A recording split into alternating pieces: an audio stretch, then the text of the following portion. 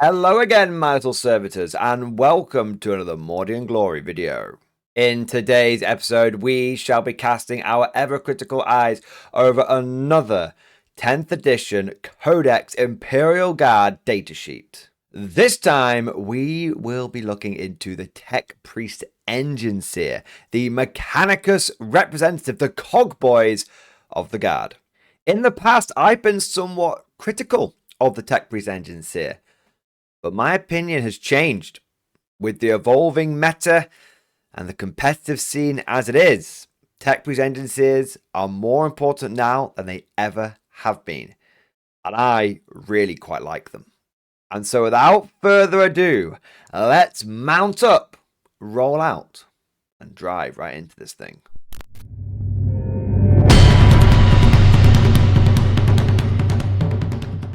As is tradition, let us begin with a cheeky gander at the Tech Priest stat line. Movement of 6 inches is pretty normal for a guard infantry based model.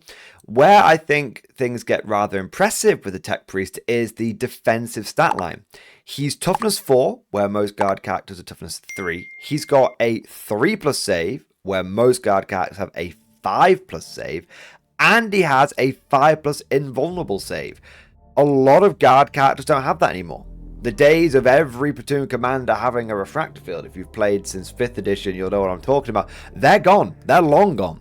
And so a 3 wound guard level character, what I would call a hero level character, low level character, having that inbuilt 5+ invulnerable save is very, very tasty. In fact, overall, I would describe the Tech Priest as reasonably durable. That 3+ save, when in cover, will protect him against bolter fire and small arms, because he'll be on a 3-up. Someone hits with AP -1, he's still on a 3-up. That 5+ invulnerable save will allow him to tank the occasional melter, plasma, and las cannon shot. And toughness 4 is a very good break point against a lot of small arms. Don't get me wrong, if someone wants the Tech Priest dead, he's gonna die, but it'll take a noticeable amount of firepower, more firepower than it would to just pick up, let's say, a platoon commander. I have had Tech Priests with alarming regularity survive on 1 wound, but my opponent thought that they'd happily sweep them aside. It's the power armor, it's the invulnerable save, and the toughness 4 combined, which all make for this guy being pretty decent by guard character standards.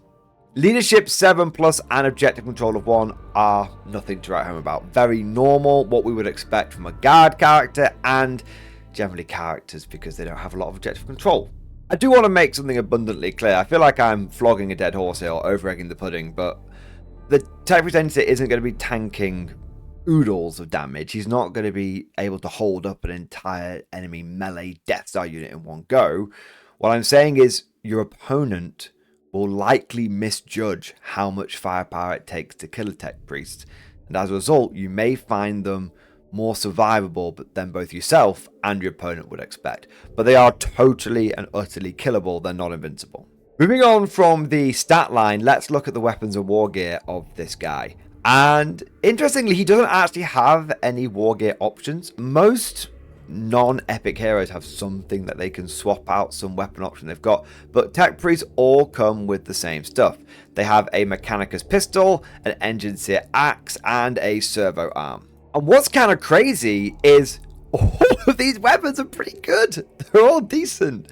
So the Mechanicus pistol, back in the day, this was just a las pistol. Just a plain old las pistol. But this 10th edition design philosophy that Games Workshop has, where everyone's got to have some unique weapon, unique thing. Sometimes it can be frustrating and you end up with all these like random weapons that are hard to keep track of. But sometimes you get something that's quite cheeky, actually. It's 1 shot, hitting on a 3+, strength 6. Why? What's it firing? That's more than a bolt pistol. That's getting up there. It's nearly the same strength as a plasma pistol. It's wild. But then it kind of tails off because it's AP 0, damage 1. But then it comes in with the steel chair and it's 10 wounds. Does the Mechanicus pistol ever really do anything? Nah. Nah, it doesn't. Not really. I don't want you guys to overhype this thing. I don't want to overhype it. I don't want you guys to expect it's going to be taking down Titans with 1 shot. But it's just like a really cool, fun bit of equipment. And it's very random. It's very weird. It's very strange that GW would give this thing such a roller coaster of stats and capabilities, but it feels very Mechanicus. It feels quite flavorful. We're not entirely certain what this thing is. It's an undefined Mechanicus pistol, but it shoots like no other weapon, and it's wholly unreliable, and that feels like Imperial tech through and through. So even though I often forget he even has this thing, whenever it pops off and you get that dev wound, oh, it's great. And the look on your opponent's face when you fire the Mechanicus pistol, you roll to hit, you roll that wound, you get the 6, you're like, okay, that's a dev wound. They're like, what? Yeah, that's a dev wound. And then they start panicking. They're like, how many? Because they think it's gonna be like D3 or like D6 dev wounds. You're like, nah, it's just one. And they're like, oh, that's weird. Like, yeah, it's super weird, bro. And then you show them the thing, and you both have a good giggle about it. You both have a good chuckle about it. That's what I love about the Mechanicus pistol. It's flavorful, and we kind of saw this with the Minister and Priest as well. What I love about some of these low-level guard characters is the equipment they have didn't need the weird kookiness put into it. They could have made it a las pistol. They could have made it a bolt pistol. They could have made it something mainstream and normal. But they actually put a little bit of flavor in there. And so I know I'm going on and on about the Mechanicus pistol. I want to make something clear. I don't love the Mechanicus pistol because I think it's some amazing weapon. I like the Mechanicus pistol because it's a little bit of flavor, and that's something which I think is missing from 40k these days. So I like what it represents, not necessarily what it does. But wait, there's more, because then we've got the melee weapons. And the Engine Seer is not messing about. The Engine Seer Axe has 3 attacks, hitting on 4s at strength 6, AP -2, damage 2. It's basically a power fist. It's basically a power fist. I like it. I like it a lot. And then you've got the servo arm, which is exactly the same, but just 1 attack. I do wonder why they wouldn't just call this like Mechanicus melee weapons and have it as 4 attacks. I don't know. But it's kind of cool. And I do like rolling the servo arm separately, because it's like if someone's on like 1 wound left over, you're like, okay, and then the servo arm. Let's see if you can like crush the guy's head. Yeah, it's cool trying to do the last wound with the servo arm. But moving aside from the flavor for a moment, because I feel like I focused on that a bit too much, I actually do like the fact that you get 4 decently strong, decent AP, damage 2 attacks. I have had Tech Priests fairly comfortably pick up a Marine or 2 without even really sweating. And what's interesting is because they can join quite a lot of different units, as you can see here. I probably wouldn't put them in the more elite stuff, although I do like the imagery of a Tech Priest with some combat engineers. But putting them in a unit like a unit of Death Corps of Krieg, I have actually found having like a Tech Priest in there can be a bit of a hidden ace up the sleeve. Because you go in there with your power swords, you go in there with your command squad stuff, and then the Tech Priest just goes and just kills like a couple of guys. Yeah, I think it's quite good. And interestingly, I would say the Tech Priest is better in melee and does better melee stuff than the Minister and Priest, which is a bit of a damning indictment of the Minister and Priest, but we know he's a bit rubbish. But you're not really taking the Tech Priest for his stat line or his weapons. You're taking him for his abilities. And I think he has got some of the best abilities in the whole game. Okay, that's a bit of exaggeration. In the whole codex, I think he's got some fantastic abilities. And this is why you're taking. Everything else up until this point is a nice to have. It's, ooh, he's reasonably durable. Ooh, he might splatter space in combat. You're not putting him in your list for any of those reasons. The reason you're taking him is because of this stuff.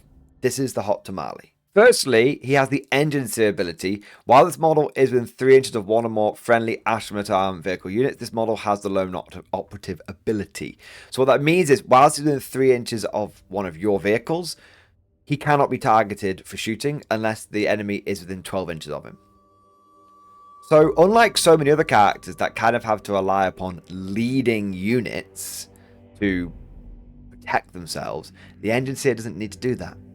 So whilst he does have leader, and whilst we talked a little bit about him being an interesting melee character, Death Corps Krieg, you never actually want to do that. Because often I find that these bodyguard units, these blobs that you take your characters for, they can be a bit of a tax. If you're thinking, oh, I don't want my character to lone wolf it because they might get sniped or killed, and I know they might not be able to hide behind lines of blocking terrain the whole time, you end up taking like a 65 point or 120 point infantry blob just to protect this like 50, 60, 70 point character. The tech priest is like, no tax. No tax with me. Stick me near a vehicle, which is where I want to be anyway.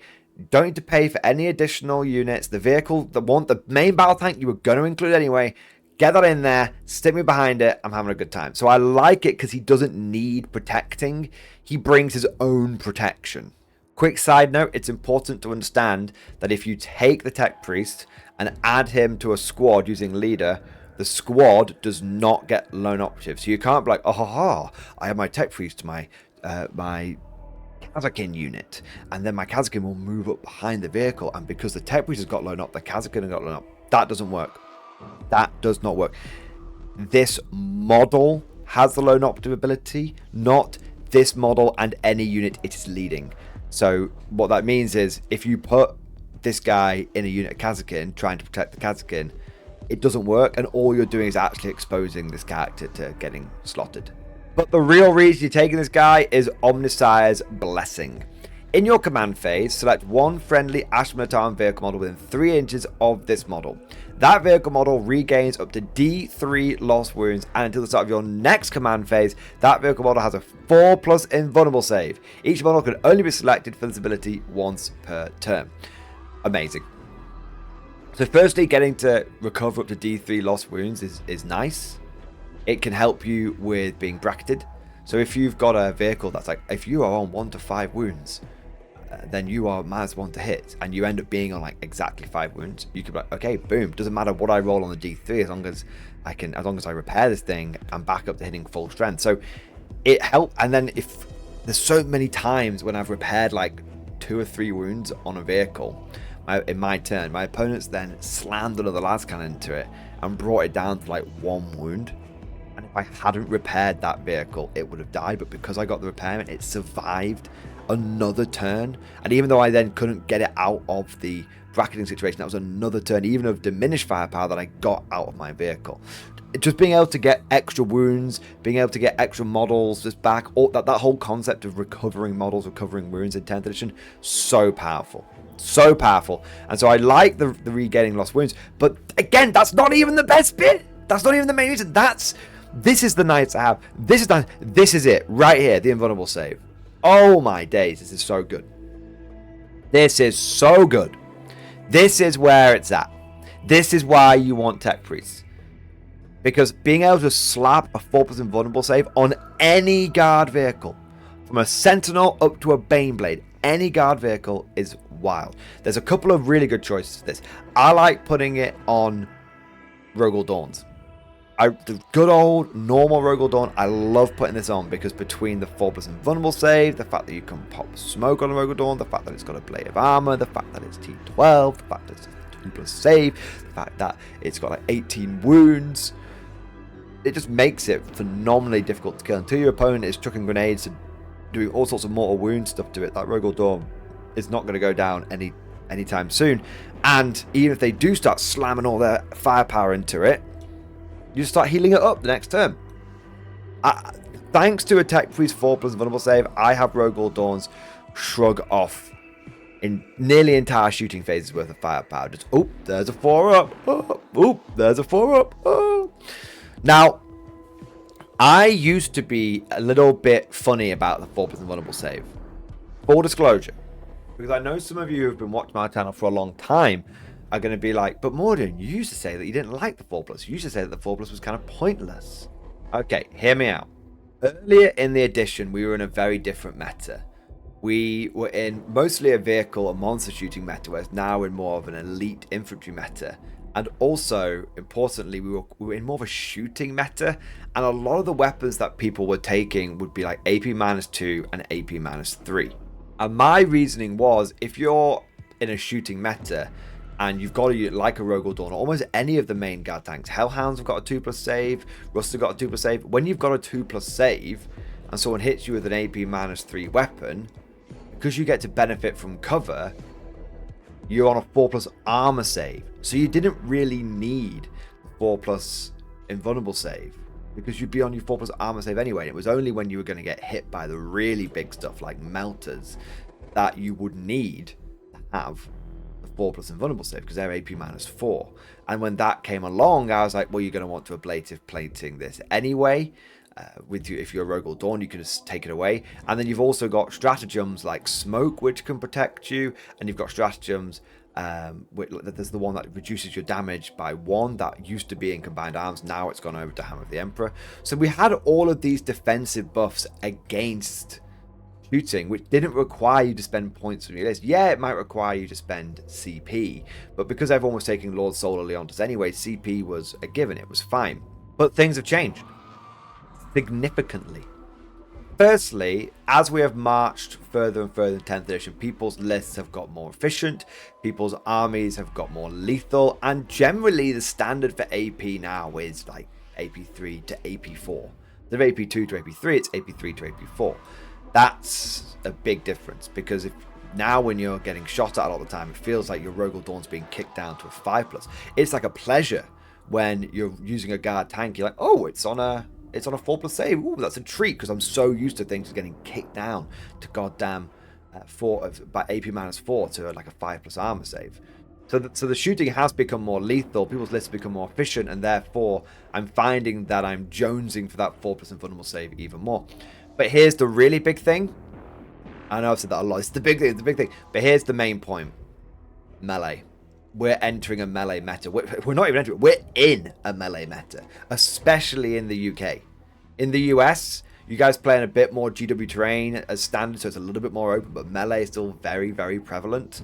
But in the UK, if you look at the terrain that we play on, melee is dominant. It's not prevalent, it's dominant. UKTC, WTC terrain means that these very, very dense terrain boards are where you can stage up your entire army, where nearly every objective is behind like line of sight blocking terrain, and melee armies can hop from ruin to ruin and then stage up and then punch you in the face. Melee isn't prevalent, it is dominant. And we have a lot less defenses against melee. You can't use smoke shells from siege attachment in melee. You can't use smoke screen the stratagem in melee. You can't use ablative plating from Hound the Emperor in melee. You don't get the benefit of cover in melee. You don't get any of that. So suddenly, when you've got a lot of weapons which are AP -3 in melee, they're not even AP -4, they're AP -3. Suddenly, your Rogue or Dawn is getting kicked down, or your Lehman Russ, whatever it is getting kicked down from a 2+ save to a 5+ save or a 6+ save with alarming regularity. I mean, one of the most popular things that guard players are doing in the UK is taking Rogue or Dawns and being very bullish with them, driving them forward, getting them onto objectives, using that big OC that they have available. And they're having to do that because melee is so prevalent that anything else you put out there is just going to get blatted. And that's why a lot of players in the UK prefer having multi-melters on their Rogue or Dawns. They prefer going for the nipple melters as well, because melee is so prevalent. And the Omnicide's blessing is truly a blessing from the Omnicide in this environment, because that 4+ invulnerable save isn't unique to the shooting phase. It's not like the Primaris Psyker's Psychic Barrier, which only works in shooting. The 4+ invulnerable save from the Omnicide's blessing works in melee and it works in shooting. So it protects you against a lot of these more efficient shooting armies, and also protects you against all of these melee armies which are just popping up. I mean, the last tournament I went to, basically 5 out of 5 games, it was a super major, 5 out of 5 games, very competitive Manchester GT, were assault heavy armies. Some of them were 100% assault, some of them were just 50% assault, but all of them were very melee orientated. And Omnicide, obviously I wasn't running tanks then, but if I had been, I was running my pure infantry guard. But I'm telling you now, if I'd gone into that situation and I had tanks and I hadn't brought a tech priest, I would have been vexed. I would have been terribly vexed. But I feel like if I say melee one more time, I'm going to end up going insane. But unfortunately, I do talk about it a little bit more. Because we've got the last ability, which we should cover for the sake of completeness. Even though Omnicide Blessing is the main one, we should cover everything. Vengeance for the Omnicide. If a friendly Astra Militarum vehicle model is destroyed within 12 inches of this model, until the end of the battle, this model's engine axe has an attack characteristic of 6, which would put him up to 7 attacks in total, because you'd get 6 from the engine axe, and you'd get 1 from the server arm. It's a nice to have. Again, it's nice. And you will find that your vehicles do die. I mean, this includes goddamn Cyclops demolition vehicles. I know some people which, for a bit of a meme, it's not like a competitive tactic, for a bit of a meme, have taken a Cyclops, purposely like had it blow up within 12 inches of the Tech Priest engine sear. I don't think you can voluntarily blow it up, but they sort of drove it forward and it blew up, and the Tech Priest happened to be within 12 inches of it. And the engine was like, no, the Cyclops has been destroyed, like raged out. So it's a nice ability. It's cool, but again, you're not really taking him for the melee. The melee potential of the engine is a bit of a meme. If you find that you've got a vehicle that's stuck in combat, you don't want to fall back and lose its shooting, you can absolutely stay in combat with, let's say, Rogal Dawn. Use the nipple melters, the multi melters, the stubber, castigated Gatling cannon on the front, and the auto cannon, and you can like blast in and then charge an enraged Tech Priest in there, and you might be able to clear away some melee armies off the hull between those two things. So it's nice, it's easy to overlook, it's easy to forget, but 12 inches is a big bubble.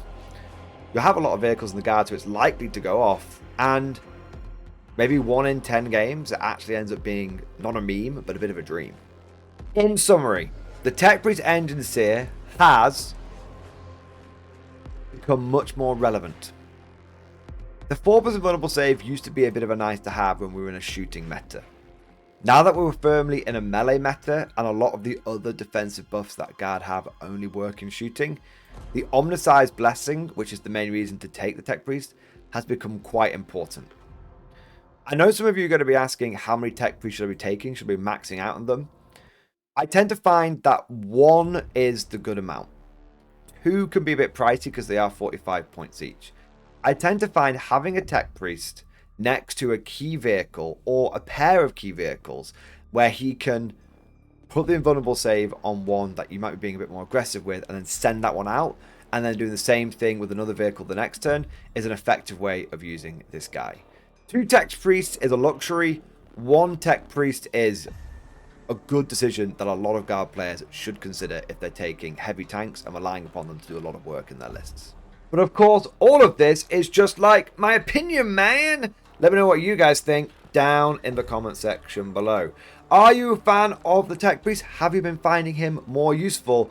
Or do you still think that maybe in your local meta, it's not something that you need for your lists? If you enjoyed today's video, don't forget to go ahead and smash that like button. It really does boost the video with the old algorithm. And also subscribe to never miss an episode.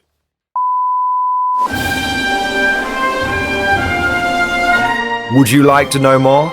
If so, then please consider becoming a channel member or patron. By supporting the channel, not only will you be doing your part, but you'll also be helping me create more content for your viewing pleasure and unlocking a whole host of perks. You get everything from a badge next to your name, custom emojis, but the big one is access to the Mordian Glory Discord server, an online community with almost 2,500 active members.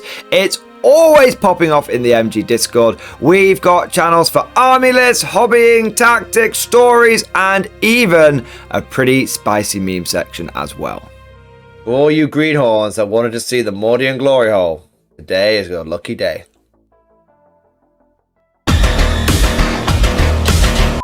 And joking aside, I do want to say a massive thank you to all of the current channel members and patrons.